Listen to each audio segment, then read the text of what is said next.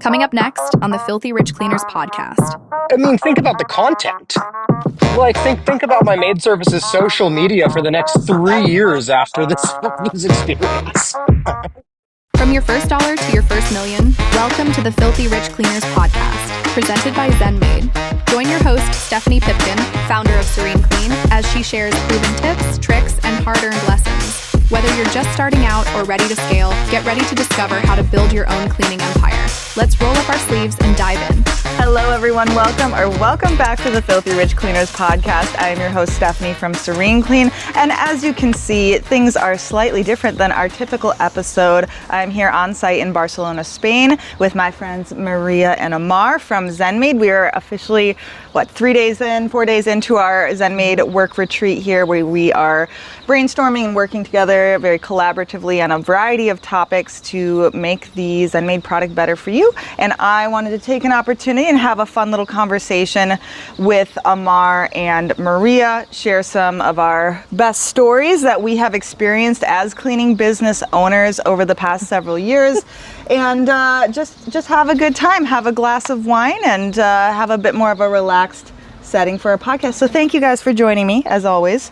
Thank you for joining us in Spain. I mean, it's very surreal to be seeing you again, like in person. I think that everyone sees like all of the stuff going on in ZenMaid, but we don't actually see each other in person that often. This is the second time, right? It was last year's retreat and this year's retreat, and it's like, it's like hanging out with old friends, so it's a lot of fun. Yeah. No, 100%. It's like I feel like I know both of you so well, and it's crazy that this is the only second time physically being in the same room together. And you bring a great energy to the team, so we love you, adore you. A bunch of jumping jacks to bring it back up. It's like, that's our Stephanie over there. Yeah, I was gonna dunk my head in the pool to wake up, and then I knocked over the wine glass. Yes. Amar just broke a glass by the pool. Yeah. Specifically told not to have glass by the pool, but don't tell the owners. They're not gonna watch that. Yeah, as we record. Like physical proof of us breaking the rules. So what I thought would be really fun is answering some would you rathers that I had ChatGPT come up with, as of course, and prompt some fun stories and whatnot. So we'll get started, see where this takes us, and so the first one is, would you rather have an incredible cleaner who's a drama magnet or an average cleaner who's drama free forever? Ooh, I think a drama magnet. Yeah? I think so. Okay, so drama magnet, who's an amazing cleaner. Amazing cleaner. Yeah. I feel like I can probably manage the drama magnet, for example, like send her to clean homes on her own, maybe have her clean more make-readies, but I can count on her to have, her consistent quality outcome. And I can deal with a little bit of drama. So, that's really interesting. What about you, Amar? I definitely optimize life for like convenience, right? That's like the big thing for me. That above all else, like I would much rather make 20% less money with relative ease than maximize the amount of money that I'm making and maximizing the amount of effort necessary to do that. So to me, the average cleaner that's drama free, it's what I want is consistency. I just want to know what to expect, and with drama, I know what to expect with the cleaning, but I don't know what to expect on the other side, and that's something that's not going to sit with me.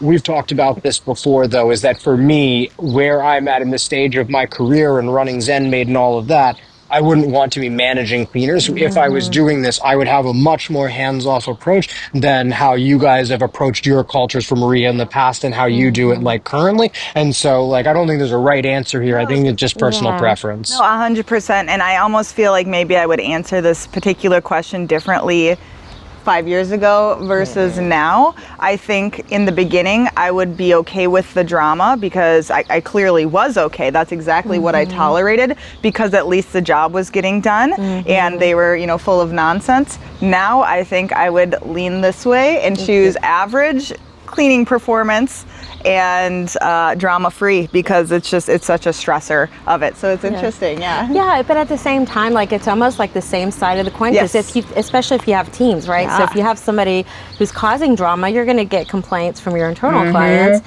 your cleaners, well, I can't work with that person, but you're probably not going to get complaints from your customers, which is like flip. So. That, you're so right. It's like, which one do you want to deal with? Internal problems or external problems? Exactly.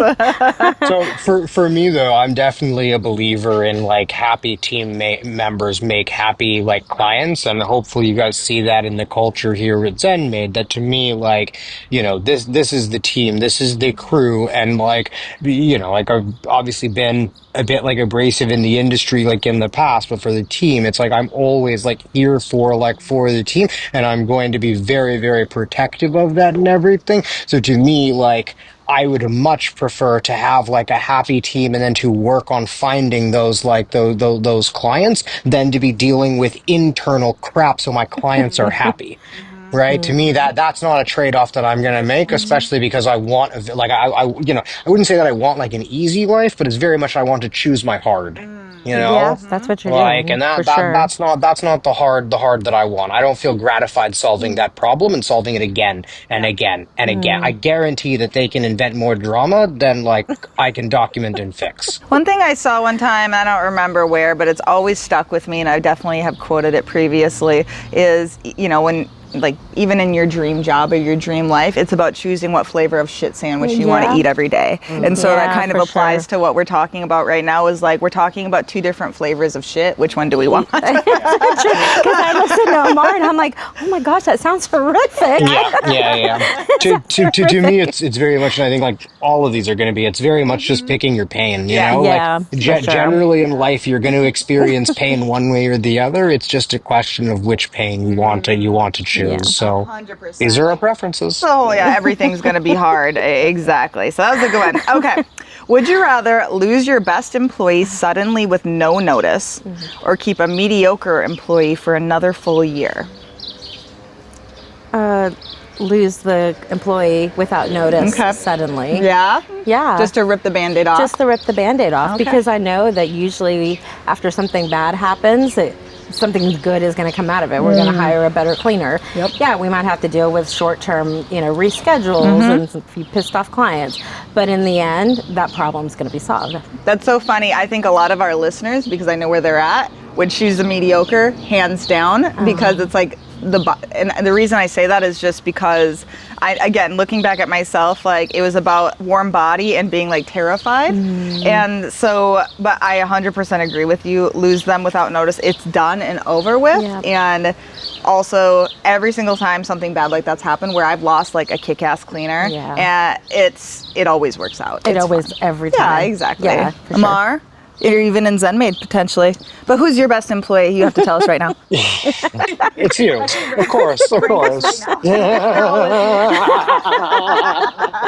On the other side of the camera right now, we have team members on the other side of the pool listening in, all raising their hands right now as I'm asked that. What was the question again? It was rather lose your best employee suddenly with no notice, or keep a mediocre employee for another full year. Okay, so this is another one where, again, like, it's going to be like personal preference, and maybe it's just like that we're not being harsh enough on like the second option, but to me, like, mediocre means like average, right? I'm happy with a average team member, right? I want to build a company that is successful with average cleaners. I don't want to have to employ the best cleaners in the area to deliver my service, because it is a far more difficult thing to do, right? And again, it doesn't play personally to my skill set. I'm not good with the quality control with like that sort of stuff. So to me, like, losing like my best cleaner with no notice sounds like a massive nightmare, whereas keeping a mediocre cleaner who's going to show up for a year, what's the decision here? Do I lose somebody, or do I keep a mediocre cleaner? Like, mediocre cleaner, duh. Just my opinion.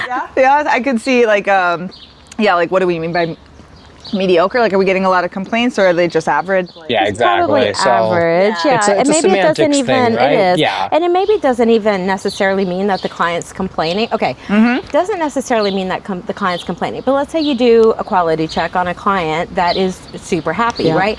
And you're looking at the quality going, I don't know how this client is not complaining. I've had that happen before. Yeah, exactly. I think we all have. However, it's good enough for the client, and we solve that pain point for the client just good enough. So we might call the cleaner average, but for the right client, that's maybe all they need. So I can see that. Yeah, that point as well. 100%. Yeah. Okay, this one's funny, and it applies to what you told me yesterday. So I want you to share the story.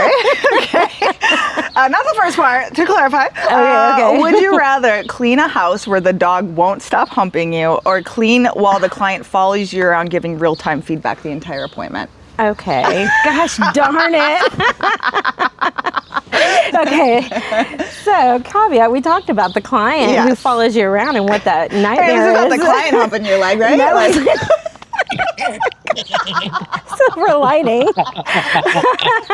Okay, give me the client who follows me around. I would not be okay with a dog humping my leg. Holy crap. No, as much as I hate, because I've been there, having a client follow me around, and I have had it happen to where I was telling Stephanie last night that I remember cleaning one house, and it was so intense that I had to tell the woman, okay, if you do not stop correcting my every move, I'm going to have to leave your home unfinished. It was just really tough. It's like, you go to wipe a mirror, and they're like, you missed the spot a little bit higher, and you're like, just no trust, and so it makes you nervous. It makes you just more prone to breakage, and it's just not enjoyable, because I think we clean houses because it's an art and it's enjoyable, and so when you have somebody that's following you around, it literally sucks the life out of more prone to make mistakes. 100%. Like that's how I feel. It's like if somebody's watching me type, all of a sudden it's like my fingers are like tied together, and I can't type, and I feel stupid. Yeah, for sure. And so, like in my case, what I told the lady was, and she was an older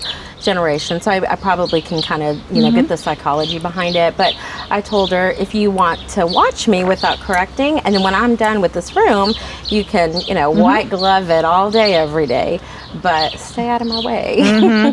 Yeah, Amar. You got to like set your boundaries there and stuff. It was.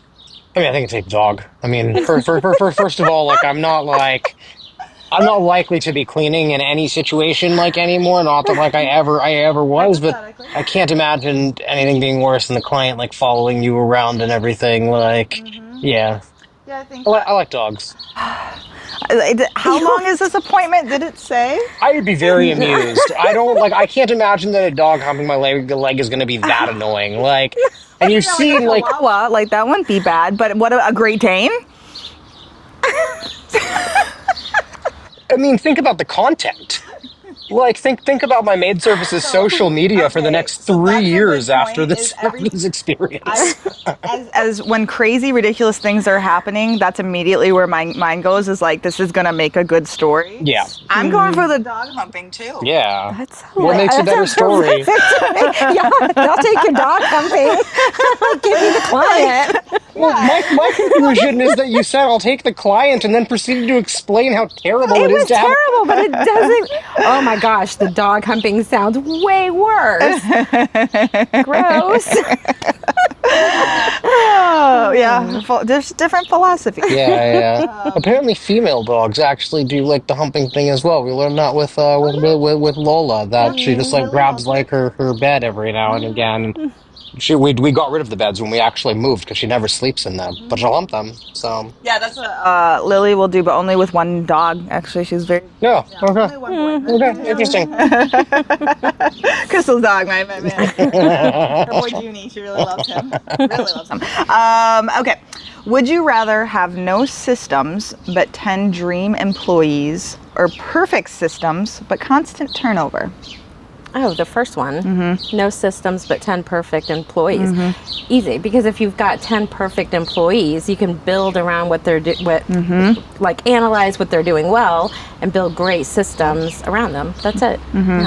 Yeah, I feel like this one's pretty easy. Yep, same page. Yep, absolutely. Okay. Let me think. Okay, we can do this one and then we can alter it too, based on what we talked about yesterday. Would you rather only be allowed to clean bathrooms or only be allowed to clean kitchens? Amar, you go first, so you're not influencing. Kitchens, I'd say. Kitchens? Why? I mean, like, honestly, I don't have that much experience, like, cleaning. I could see... Well, hang on. That's an interesting one. I mean, I don't have a ton of experience personally, like, cleaning, and I would just be more comfortable cleaning in the kitchen, right? Like, I just think it would literally come down to that. I'd be interested to know, like... belong in the kitchen. I'm a very good cook, so I can't confirm or deny that. Like, I'm not an expert on gender and gender roles in 2025. That was last year.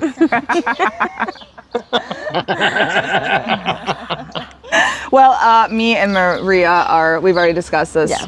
We're both bathrooms. Love the bathrooms. Hate cleaning kitchens. It's my least favorite room to clean. I loathe it. Give me a terrible, dirty bathroom any day. I guess I could see, like, kitchens being considerably more unique with considerably more things around, and bathrooms just being very consistent, right? It's like once you get good, it's probably very easy to go through bathrooms. That's right. You can systemize it, and it's a small, condensed space too. And I was telling Stephanie last night, I have this thing with microwaves. I cannot clean a microwave. It physically makes me gag. So in all my 14 years of cleaning, more than that, I've never been able to clean a microwave. You give me a dirty toilet. Interesting. I will clean that all day, every day without batting an eye. But even just like talking about a microwave right now can probably make me gag. It's super gross to me. Yeah, and that's how I feel about yogurt. Weirdly, but I actually like yogurt, but it's the smell of it. I have a gag reflex to it, but I don't know why. Because, like, I didn't have any trauma with it. I used to like yogurt as a kid. Just all of a sudden, I don't know. I mean, Nickelodeon. Nickelodeon is the answer to that question. Yeah, that's fair. That's fair. Who had it on their bingo list that we were going to mention Nickelodeon on this episode? Nobody. We should have played a drink if we say this thing. And like our words that we always say. We were talking about that yesterday. But bathrooms 100% of the way. Chat, chime in. What's your answer, bathrooms or kitchens? Put it in the comments below. Quick break. If you run a cleaning business, this is for you. The Maid Summit 2025 is the go-to virtual event to elevate your systems, grow your team, and finally get out of the day-to-day. 20 plus speakers, real results, and absolutely zero cost to you. Register today at maidsummit.com. Remember, it's free. Okay, now back to the video. Would you rather get a 1-star review from a literal troll or a 3-star review from a longtime client who says they've changed? The 3-star. I think the 3-star. I feel like, okay, so with the 1-star review, even if it was a troll, I would feel like I would have zero control. Like I'd have no control. What can I do about a 1-star who I know is a troll, ex-employee, whatever, competitor? No control. But with a 3-star review, first of all, I know who to contact. Sure. So, try to get them. It's a good perspective. Yeah. I know who to contact. Yep. To get them where they live. I know where they live. Okay. I can get them to walk off the ledge and, hey, like, can I bribe you? Not. Yeah. We know how that works. Anyways, but let's say that they didn't remove that review. I still have power and control over that because then I know what I can fix to prevent the negative reviews going forward. I can change something, whether it's a person, changing a person or a system. I have control over it. That's a really interesting take, and I can understand that viewpoint. I would go 100% the opposite and go 1-star from a troll all the way. And the reason being is thinking of like when somebody's coming to read our reviews, what are they going to take more heat about? And I don't think they're gonna, if it's a troll and it's just like you expect 1 stars, like there's got to be at least a couple. But if it's a 3-star, I'm gonna take that way more seriously, especially if they've been a long time client. So I'm almost thinking of like when they come in and are viewing and trying to make a decision on if they should reach out to us. I take the 1-star over the 3 because of like the credibility of that client's perspective, like, oof, that would just be tough. But I also get like being able to fix it. Like, I understand that too. I'll add one more thing too. Like, depending on which review site you're using, like Yelp, for example, like that algorithm will weigh more on that 1-star review. So I'm thinking in those. That's a good point too. I'm thinking in those terms too. No, that's a really good point. Amar? Are you even listening? I feel like I don't want to get like too uppity here because as some folks might know, like Maria and I work together like on a maid service, and we definitely have like disagreements about this. Like, I am unbelievably strongly in the 1-star camp. I could not care less about a 1-star review from a troll. Like Maria's talking about control. I don't care about control because the 1-star review, what do? I move on with my life and it's no longer a problem. The 3-star review is actually a problem, right? And I have no interest in like Maria seems to like find it very gratifying to put in all of the work to turn a 3-star review into a 5-star review. I get zero gratification from that, and especially if the review is unfair. If the review is unfair, that person's dead to me, right? It's like, you want to not pay my business, now you're attacking my business, right? And the troll, it's just like, nobody's going to take it seriously. Nobody believes the perfect 5-star rating anyways. I don't care if there's a couple 1-star ratings that are very clearly from some clowns that, you didn't hire or something like that. But like, Maria and I have had a pretty big conversation about this, that like, to me, like, there's no nobility in making somebody that doesn't want to be happy, like, happy. I want to just focus on people that want to be happy. Let's put it this way. I don't want to have to work hard for my money. Right? Yep. I like easy money. The easiest money that I can get that's legal is the best money that I can get, as long as it's like fulfilling, which like cleaning homes is fulfilling for everyone like listening here. It's what people have chosen to do like with their time, right? We've got a bee flying around here. That's why we might need some help over here. We've got a bee that won't leave these two alone. What? No, that's fine. We're saying we need some help getting the bee out of here. You kidding me? Is this a plan? Okay, next would you rather is, would you rather have your team fully staffed but you're working 80-hour weeks, or work 25 hours a week but constantly be short-staffed? First one. All right, so if I'm fully staffed, first of all, chances are we're servicing homes, right? We're servicing homes. Yeah. And then if I'm having to work 80 hours a week, I know that there is an end. There's an end to it. So, to me, I think that maid services are essentially hiring agencies, right? That like eventually you get to the point where like it's entirely like staffing. So I'd definitely take like the latter, because to me that sounds like an operational maid service where I spend 25 hours a week hiring, right? Or like hiring and training, and that's a constant thing. Okay, interesting. Well, but to me, that constantly short-staffed. Blondie, it's back. That's a terrible place to be, right? No, it sucks. Did I just say it's a terrible place to be? Would you rather take 6 months off and come back to chaos in your business, or never take a vacation but everything runs smoothly? Am I still married? Yes. Life is the same. Okay. I mean, I feel like the latter option will result in divorce, right? Like, working all the time is a surefire way to end up in divorce. First option doesn't sound great either. I mean, yeah, if I was like, still like in my 20s and like didn't have like, people like reliant on me, it would probably be the first option. Now, probably the second. Wait. First option is like if you... Yeah, sorry, other way around. I'd work all the time if I was like still younger. Never take a vacation. Cool. But yeah, I think if you're in like your 20s, you kind of need that mentality. I think as you get older, hopefully you earn it with some success. But yeah, going back to my 20s, that I would definitely be all about it, and I think there's a lot of evidence that I was when it comes to ZenMaid, right? I barely took any time off, and Now I'm married, but now I have to take time off or I won't stay married. So there you go. So for me, it's definitely never take a vacation. Yeah. Everything runs smoothly. Same. Like just move to a cool spot. You know, I mean, I already Yeah. like living in Savannah. I'm like, I'm happy to live there. Be Yeah. 6 months off, coming back to chaos. That That doesn't sounds sound like terrible. 6 months off. And long-term thinking, it's like, how much are you hurting yourself? Yeah. Whereas if you're working, and when you're, you mentioned yesterday something about you were in like San Diego or something. Yeah, Oh, tell me about that. Yeah. So one time we went to San Diego. It was the first time I'd ever been to San Diego, and I remember my entire family went to visit the wave pools. And this goes back to my meth story. Yeah. But I remember The audience just tuned in. We're gonna see on YouTube just that was massive the meth engagement.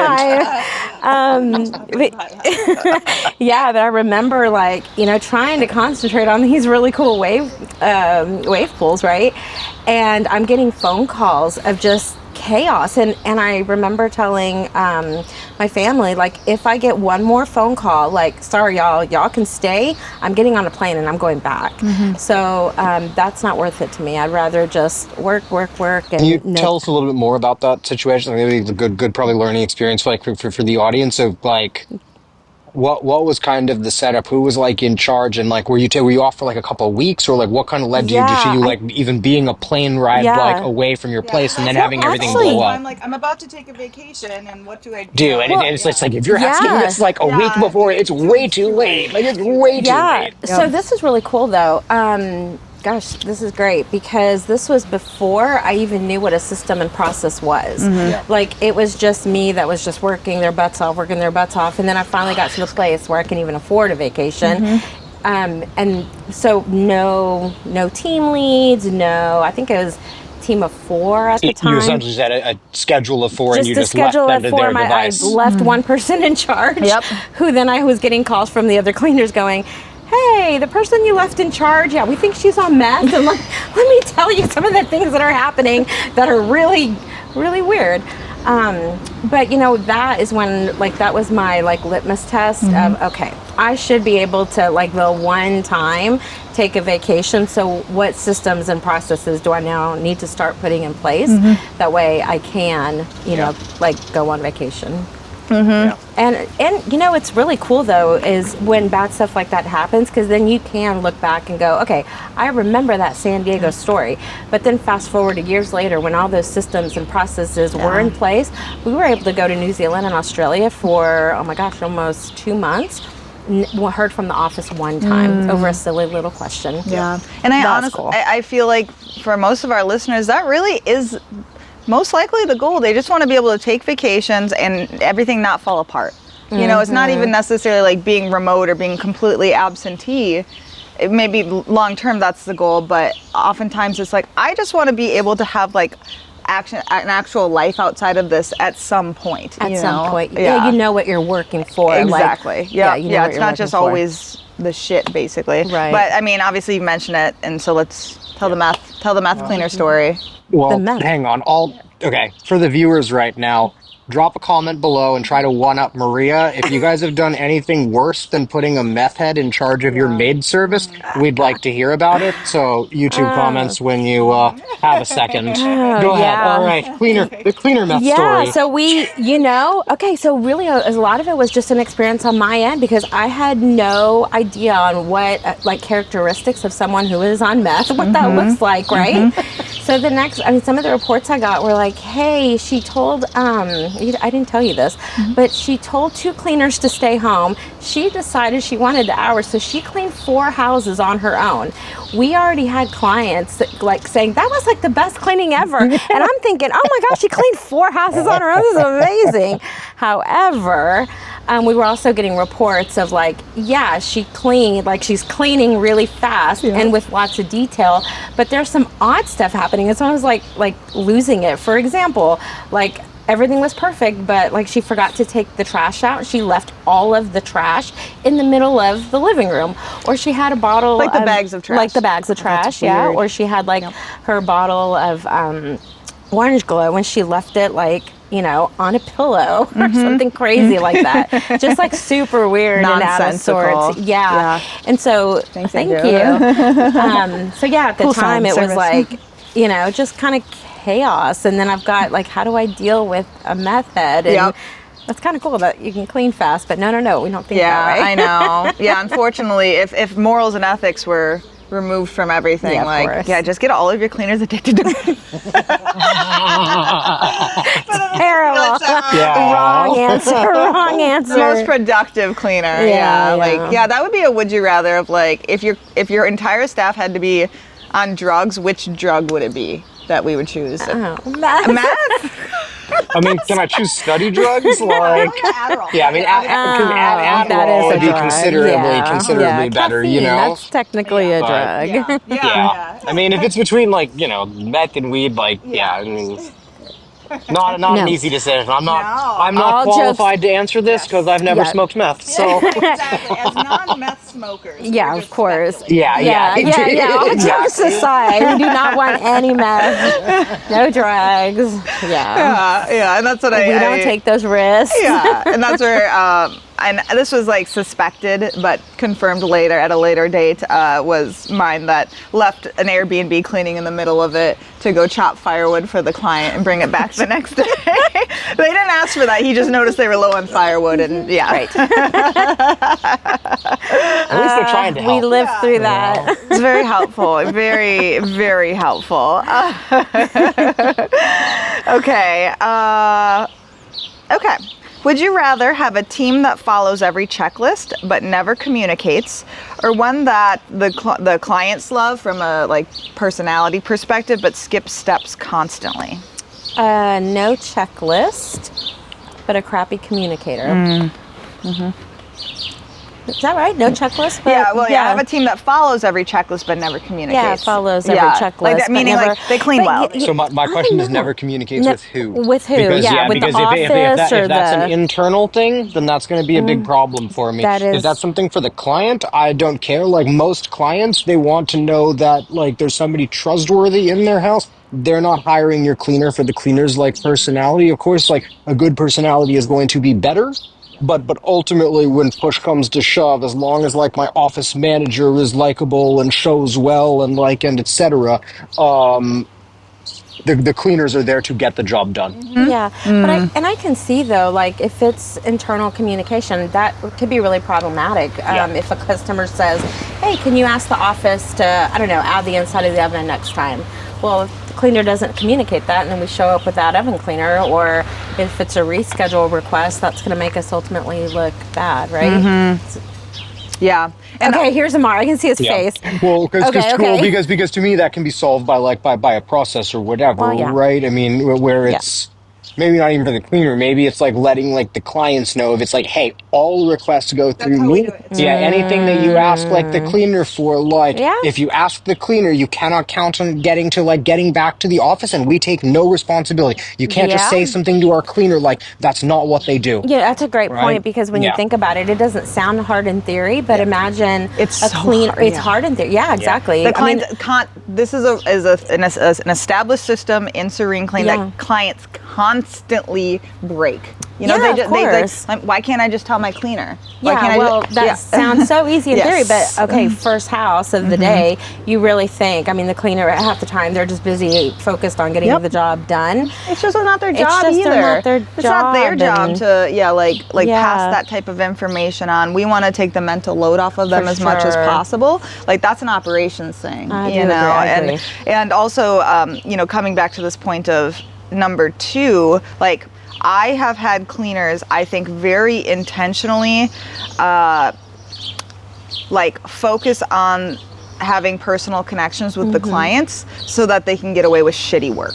So that the client likes them so much on purpose, 100%, because they're a lot less likely to complain about a cleaner that they like, which is great. But then that means it's so that they can get away with being lazy. Obviously we had tons of employees that I don't know if they had that mindset, but they definitely they tuned in on that fact. Yeah, it might But not have been so conscious, but like it does. whether they were conscious or not, but they honed in I mean, on essentially that. what it is the more personal you are, the more leeway that you get. Yeah. If you're not pleasant to be around, you have to do a very good job. Yeah. Right. And so it just buys them, which is fine. Like, I mean, I think we all rather have a highly personable cleaner than a non-highly personable cleaner. But like ultimately they're there to clean. And if they don't do a good job cleaning, then they don't belong no matter how they interact with the clients. Right. Like, or at the very least, it's the wrong seat. Yeah. Right. So true. And honestly, it's I've seen it, I would say more so on the commercial side,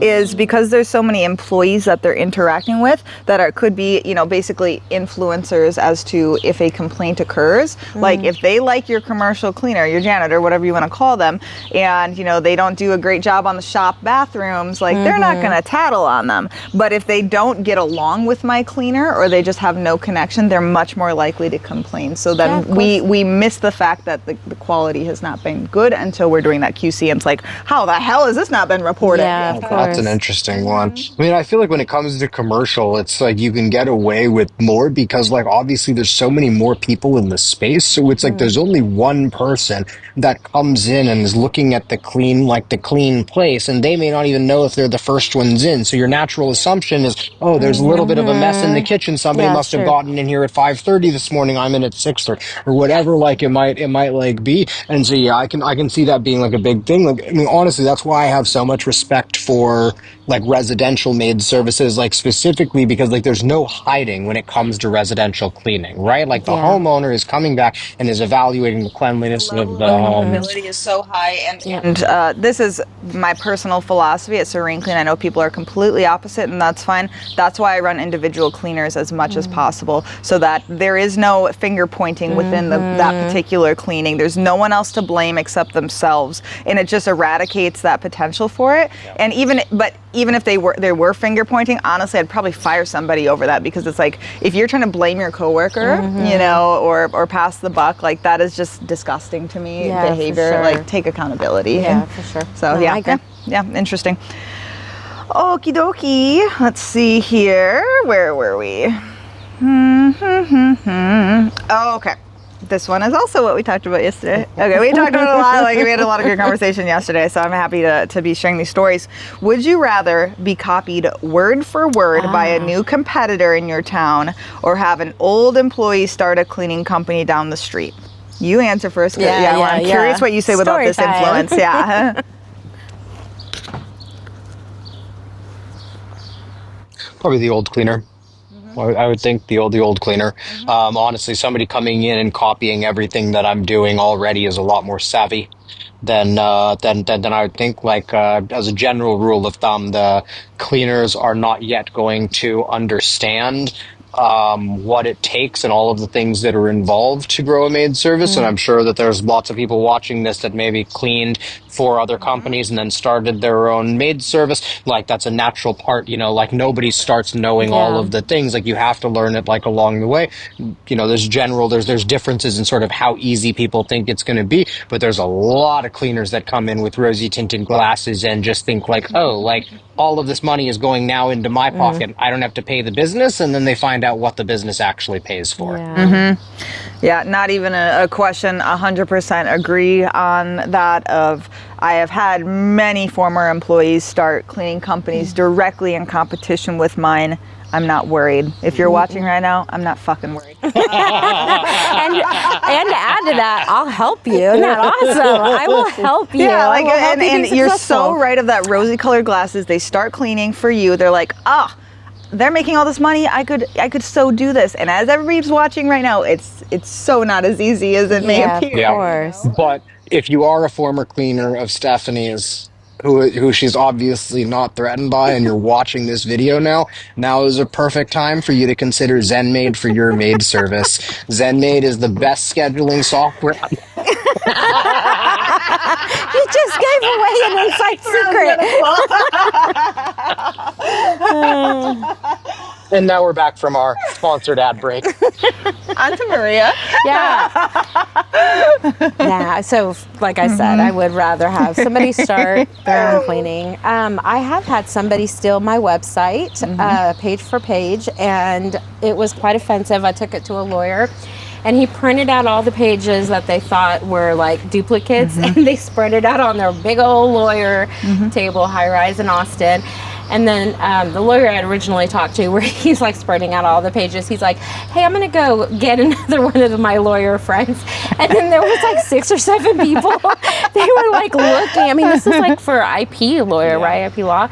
And they're like, unbelievable. Yeah. Like she stole it, even down to graphics. What was the name? I mean, was it a similar name or was it a different business name? No, completely different business okay. name. Yeah. But I mean, and not the logo. Say they had their own business, but like, you know, copied and literally copied and pasted like all my words. And I was telling you what was really hard about it, like besides the graphics, and I know people were like, oh, you should, you know, be honored that, you know, they the they imitation inspired or whatever. you. No, I was like, no, that's bullshit. And let me tell you why. Excuse my language. That's crap. I've already said fuck like 7 times, Maria. That's crap. And let me tell you why. Because I remember like being at dinner with my family one night, and as the conversation was winding down, I remember having an idea on like content. I remember going like and getting, you know, notepad and writing like pieces. And so I'm like, that was my work.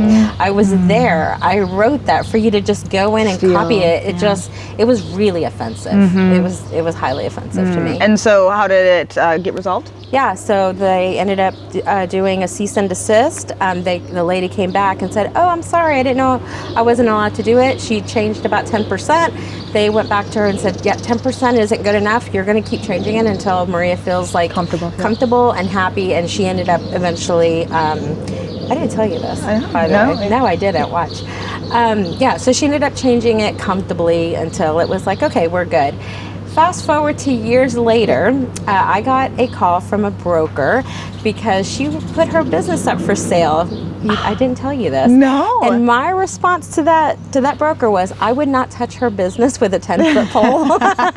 Yes. Wow, that is bold. Oh gosh, the balls. So she was not in business for very long. Yeah. I think maybe 3-4 years, Okay. if that. Yeah. We had that with ZenMaid, actually. Oh, yeah? We had one of our competitors, Maidily, that if you guys are using Maidily, you should know that they are copycats and don't have an original thought in their lives. You should come over to the people that do the innovating.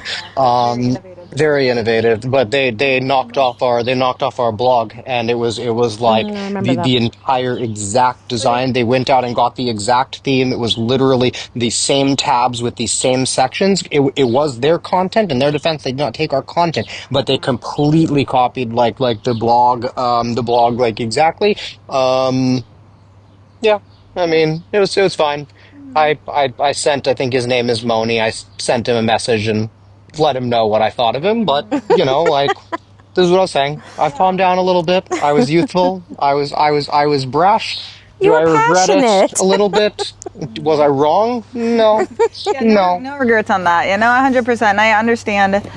Like, at the end of the day, with a cleaning business, like a website and everything like that, like there's only so many ways to skin the cat. We're not asking for like everybody to have something revolutionary. Like it's all going to be the basic format. But when it comes to like the content and the style and the things that make it unique, like to copy those things, especially if it's a local like competitor, like I mean, you guys are welcome to go steal things from Serene Clean as long as you're not in my area. Like then I don't like that, you know. Okay, I'm not sure about this, but does it hurt when there's copy like that? Does it hurt SEO? Does Google take that? It can, but like when Maidily tries to do it to ZenMaid, Maidily gets crushed because our SEO is that good. Like Google does not look at our assets and think, oh, Maidily must have come up with this design. They know that that's not the case. It's easy to figure that out. So like we've never seen any problem with that from any of the copycats. I did hear a really good podcast from Alex Hormozy about this, which was pretty much just like there's nothing that you can do about this. Like you can't patent your headline on your website. You can't patent the copy on the website. He just said that he just got used to people just steal his ads, and he's gotten cease and desist from lawyers going like, you're using my client's ad, and he sent back a screenshot going, here's me running the ad 4 years like first. Should I be countersuing your guy? Right? And so the whole thing for me is, like I said, like with you know, the whole like Maidily thing, obviously I'm naming them because I'm not scared of them in the slightest. And so, like, you know, again, if you guys are using them, come over to us because they're not good at what they do. If they were, they wouldn't be copying us. But with that, it's like, I knew that there was nothing I could do. Like, I sent a message that made me feel a little bit better to like their CEO, and like that was like essentially it. But like, he has no, you know, like, essentially there's absolutely nothing that I can do, nor would it be worth my effort to legally like go. Like, the best thing that I can do is just get back to work on like serving my clients best. And like, the other thing is, they can only copy the snapshot in time. They can't copy all of the thinking that got you there, right? And that's like a really big thing, where we've already changed our blog since then. Our previous version was good, and maybe Maidily is getting good results with that. Our current thing is getting better. Are they going to take the time now to go and to copy us again? Right. Maybe. I mean, there's startups out there, their entire business models are like built around doing that to Silicon Valley like startups, but they call it like a snapshot of that. Imagine they'd done that right before we changed it again because we realized it wasn't good. Yeah. You know what I mean? So it's like, you know, you can be a fast follower, but you still have to execute very, very well if you want to win. And Maidily's not doing that. Yeah, no, that's a really good point. I think that's a good point with anything. It's like, you can try to duplicate something, but you don't know if your systems like are going to support that thing. And you have such a good point. Yeah, and it's like, how much ownership do you want to take? How much do you want something to take ownership of kind of your happiness, and how much do you want it to dominate like your headspace? That's like the 1-star review from the troll. That's an easy one for me to just move on from, right? Like, that's what I want. I just want to move on to the next easy money. I don't want to spend a bunch of time fighting that 3-star customer. Yeah. It's the exact same, like, same principle. Yeah. Well, and honestly, like, this just kind of encompasses, I feel like, our philosophy, or, you know, at least my philosophy on competition is, you know, I'm aware of competition in my area, and, you know, a lot of you guys have way more competition than I do at Serene Clean. That is, you know, the luxury of being in a rural area. You know, we don't even have franchises that we're competing against. But every time I do see a competitor that, you know, they're doing well, they're getting the reviews, like they're growing, you know, that pang and that, like, that panic it'll hit me. Like, I feel that constriction. And then I just remind myself, like, focusing on them is not really the move for me. It's more so, what can Serene Clean do? What is the thing that we can do so good that it doesn't matter what other competition, like, just focus on ourselves, like, because there's no action I can take towards them. And if I'm just like putting all my energy into like, well, what are they doing? Like, you know, being with my binoculars, like staring at them through their window, versus just focusing on excellence at Serene Clean and just pouring that energy into like make Serene Clean better. And like, so using it as fuel of like, you can never get complacent. So I know I joked like, you know, former employees or whatever, but however, that's not said with I can sit back and relax. I never feel that way of like, you have to continue innovating in your business and making it better. You're not threatened because you're doing the work. Yes, exactly. Right, like that's the thing. It's not, exactly. It's like, it's not that you're not threatened because, like, you know, you think that you're better. It's just you're doing the work, and exactly. And you are confident that you will continue to like to stay ahead. The other thing that I think it's important to note, because this is something that like really is applicable to both local maid services and to software companies like ZenMaid, is in no location anywhere or no industry is it a winner take all, right? Like, none of the things that we are like talking about. There is no product that I could release to the world that would get every single maid service owner to just blindly like sign up for. That will never happen. And so an interesting thing here is that what we are all looking for creating these businesses, whether it's cleaning businesses, whether it's a software business, etc., is we're looking for our piece of the pie. And that's like a really big thing in terms of focusing on like the competition versus focusing like on yourself. If you're Uber, you might focus on the competition because it's winner take all, right? They did some very, very dirty things against Lyft that genuinely helped them to win a global economic like battle. There's nothing that I could do to any of my competitors. Like, if I did something that just like critically took down one of our competitors, which somehow people have accused me of doing in the past with Booking Koala, that's another one, guys.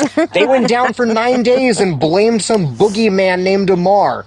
I can't even code. Like, anyways. No, I can vouch for that. Yeah, right.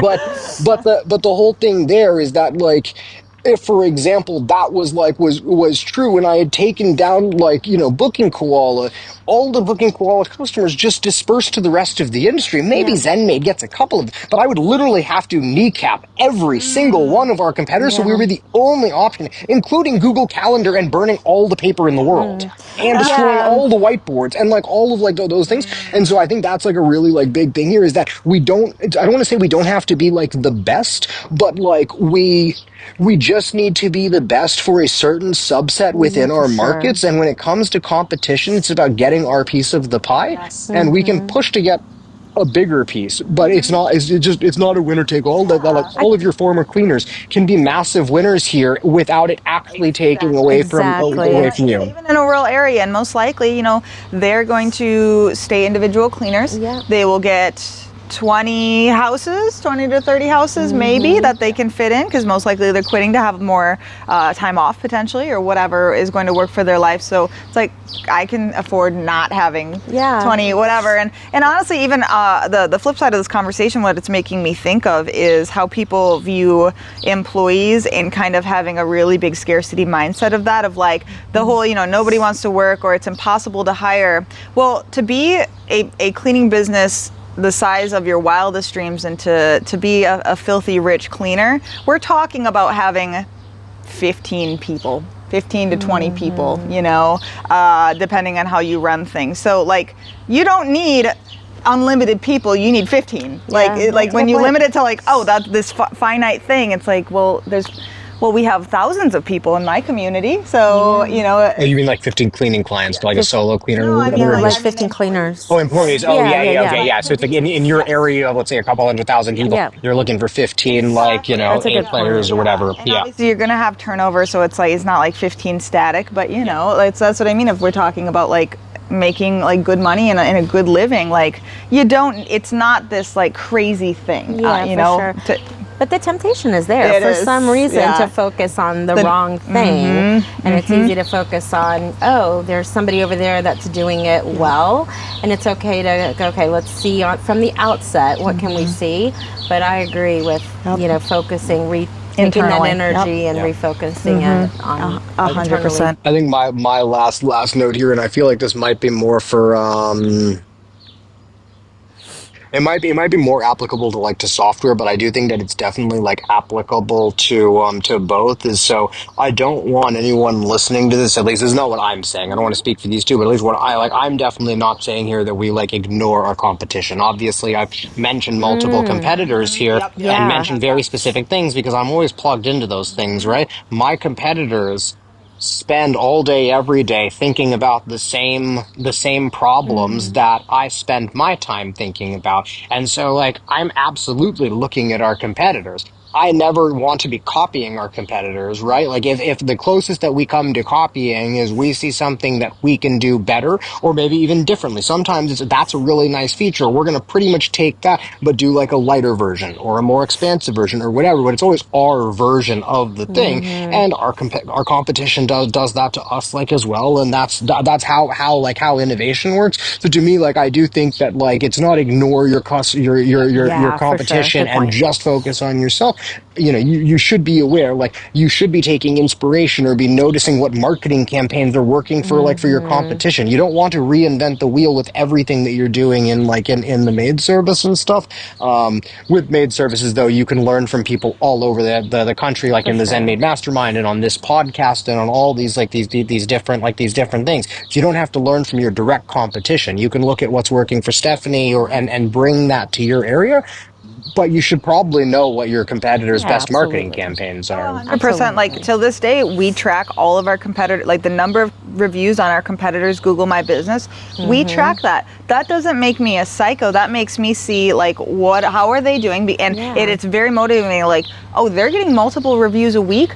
I need to stay ahead, right? Because we still have more. But I never can get complacent on continuing to get new reviews, and also to see what are like if they get a negative review, what is it? And it's like, oh, they're very bad at communicating or the consistency. Okay, that just solidifies again. What can we excel at that they cannot? Like, and really just focusing in on like what is our differentiating factor. Yeah. And too, like Amar said, we have to know what our competitors charge. I mean, where are we in the market? Are we way over evaluating? Are we under evaluating?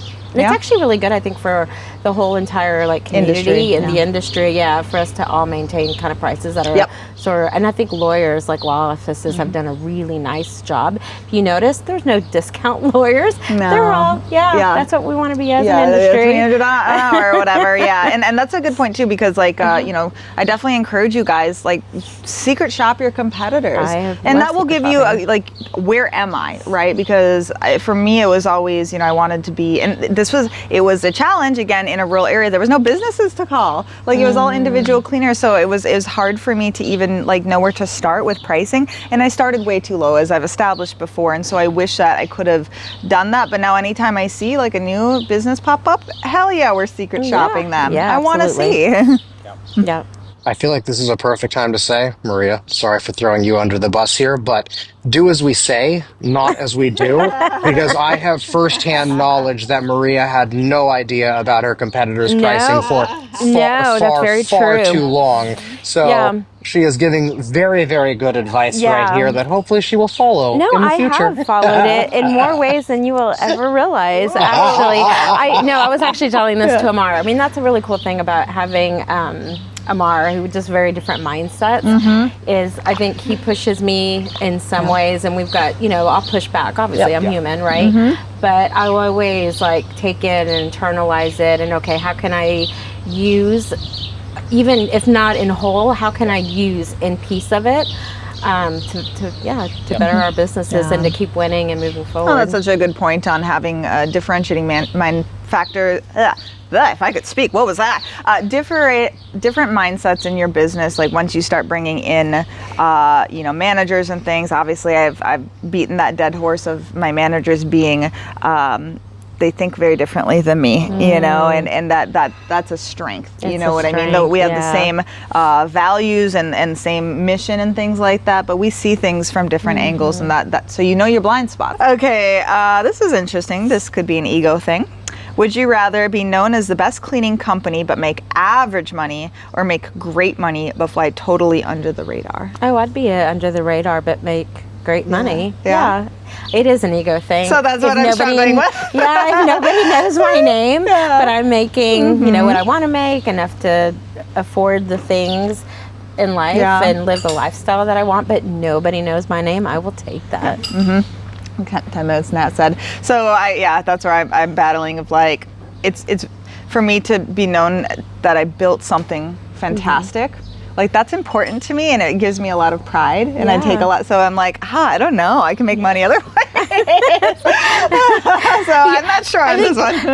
Live like you're building a legacy, and you want the world to know where I'm living. Like I'm making my legacy, and I'm just like quiet about it. And I don't care if anybody knows. Like I think that's where it's like, I don't know if that's healthy or not, but it is what it is. It is what it is. To me, it just has to do entirely with the industry. Within cleaning, I'd take more money and no reputation. I'd prefer to be completely behind the scenes. Within software, I'd take less money but be better like known, and that's just because for me, when I think about like who I'm looking to connect with and who I'm trying to become in the future, being far better known or like respected and having a great reputation in SaaS is going to take me a lot further than an extra, $10,000, $20,000, $100,000 a year. Like that's just not gonna matter in comparison to how valuable like the potential like network is. Yes. I can't say that I'd feel the same about like a local business. That answer makes perfect sense for you, where it's like my legacy being in a local area of like Serene Clean is my legacy. So yeah, that influences my answer here. I think it's not necessarily ego in a negative way. It's more so like, yeah, this is my pride. Like, enjoy. Exactly. I get that. I could see if I started a clean company that was going to be like local to where I was living, and I really was really like set in there, and the community side of it. In that case, I would prefer to actually be known, and like I love the idea of being like almost like a local kind of influencer. Like I think that would really increase like your quality of like of life and stuff.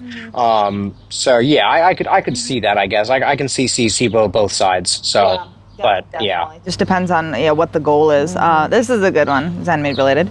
Would you rather be forced to use a paper calendar forever or go back to quoting every job in person? No exceptions. Yeah, this is a shitty one. That's impossible. I'm going to say go in-person quoting. I would rather in-person quoting than go to, that's how valuable ZenMaid is to me. Oh my word. that guys. Yeah. And we do not do in-person quoting for shit. Yeah, I was going to say the in-person quote, man, Yeah. I got rid of that like within my first 3 months. Well, yeah, me too. Yeah, Yep, same. I Other than refused commercial, it. just obviously caveat there. But Hated it. For residential, we do not go in person. Just the time wasted and just I hate it. But I would hate doing paper But calendar I would more. absolutely I can't hate- imagine. The whole thing would break. You literally cannot grow. Yeah, at off least our of- sales would be good. I just have to pay for a salesperson basically to do that. but you So, couldn't grow with a paper calendar. and Nope. That's just it. You can't. So. 100%. Kind of reject the premise of the question is kind of my like thing, because I mean, I guess if you're saying that you could hire somebody to do the in-person quotes, Okay. then Well, I'm in, that's a because no-brainer. to me both of those options mean you can't run it remotely. Yes. Right? And so if you can't run it remotely, I'll take option 3, which is jumping off a bridge. Yeah. So Yeah, right. I'd rather close down the yeah, exactly. Yeah. Yeah, So exactly. if you guys are doing either of these things, I hope you take note that we'd rather shut our business down than do those. Yeah. That's how I feel about that. Yeah. No, But that's thankfully, that's not reality, and we don't all have to use pen and paper schedules. We can all sign up for ZenMaid. True. Yeah. Link in the bio. Okay, this is a good one. Would you rather clean a toilet so vile it whispers threats to you, or clean a house where every surface is sticky and no one knows why?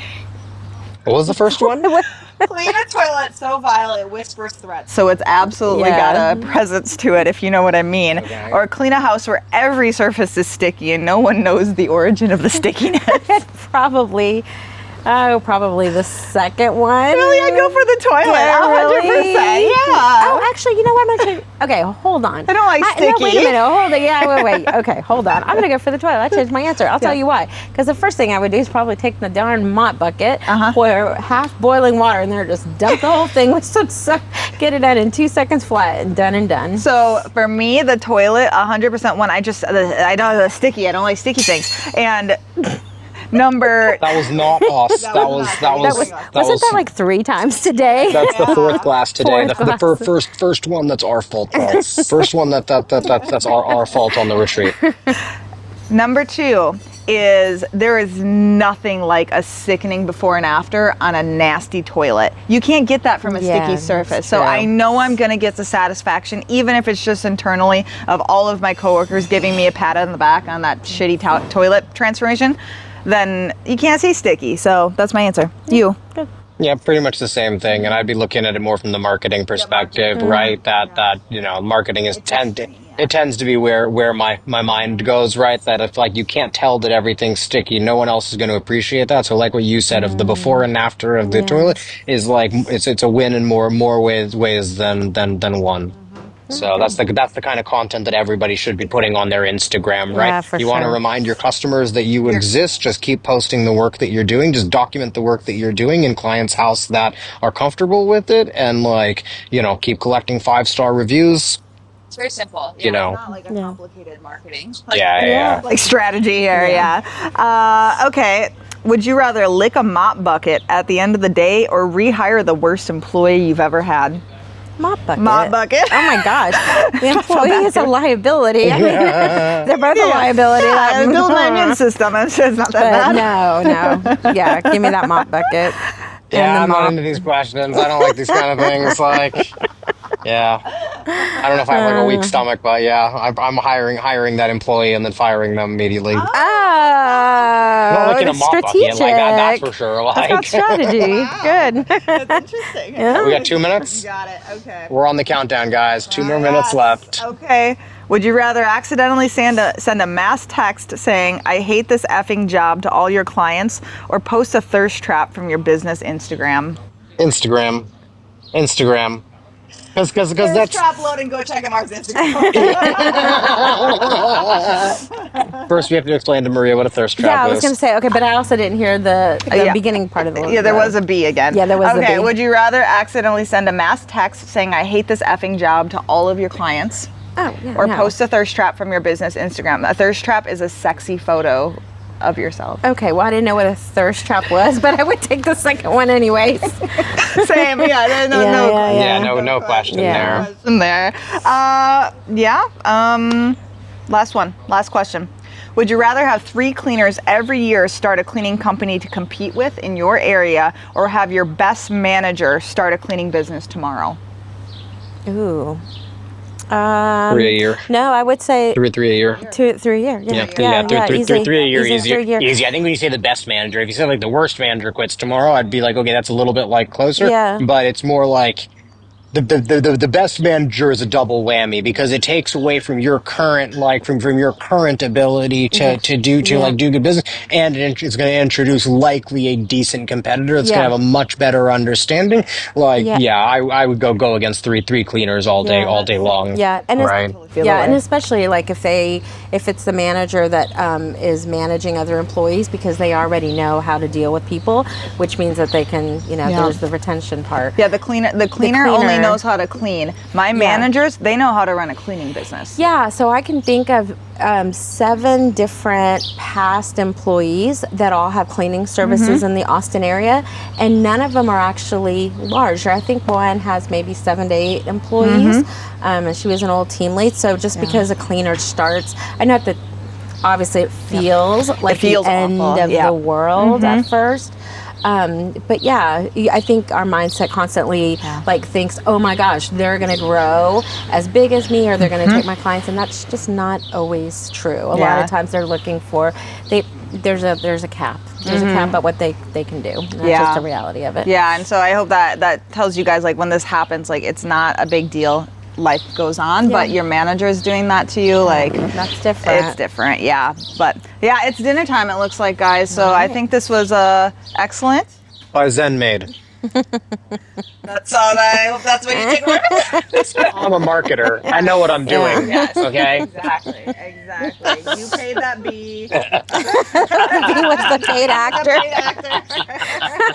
Oh my God, this has been great, guys. This is like the week continues. It's been such a fun time, and thank you guys for watching. I hope that this has been entertaining to you. Hit that like, hit that subscribe. Go join the ZenMaid Mastermind if you're not a member. It's a great community, totally free. You don't have to be a ZenMaid customer. You'll find us on there. And you'll find us there. So if you like us, then go do that. And that's on Facebook. Thank you very much. That's it, guys. We'll see you on the next episode of Filthy Rich Cleaners. Maybe from Barcelona as well. We'll see. Bye, guys.